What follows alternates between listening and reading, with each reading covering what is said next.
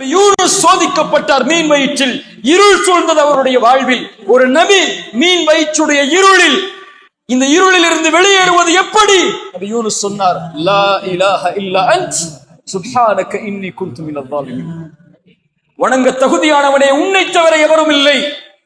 சுப்ஹானக், நீ பரிசுத்தமானவன், நான் அநீதம் செய்து விட்டேன். யா அல்லாஹ், நீதான் என்னை இந்த இருளில் இருந்து வெளியாக்க வேண்டும். அல்லாஹ் வெளியாக்கினார். நபி மூசா அலைஹிஸ்ஸலாம், முன்னால் கடல், பின்னால் ஃபிரௌன். சமூகம் சொன்னது, மூசா அழிந்து விட்டோம், கைவிட்டு விட்டீர், உம்மை நம்பினோம், ஏமாற்றி விட்டீர். மூசா சொன்னார், கல்லா இன்ன மஇய ரப்பி சயஹ்தீன். அந்த இருளில் இருந்து வெளியேறுவதற்கு அவர் சொன்னார், ஒருபோதும் அல்ல, ஒருபோதும் அல்ல, என் இறைவன் என்னோடு இருக்கிறான், அவன் எனக்கு வழிகாட்டுவான்.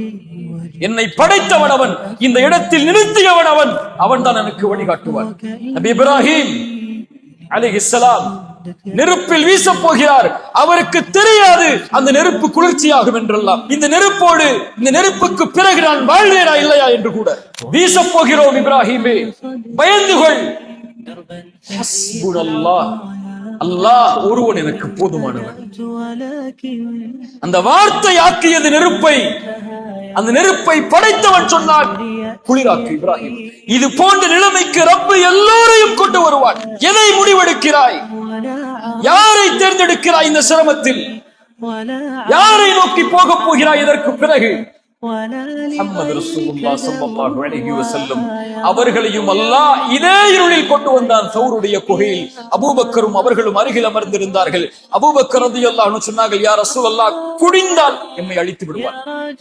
70 வாள்கள் இருக்கிறது நமக்கு மேல், குனிந்தால் நம் கதை முடிந்தது. அல்லாஹ்வுடைய தூதரே, நான் கவலை கொள்கிறேன் உங்களுடைய நிலைமையை குறித்து.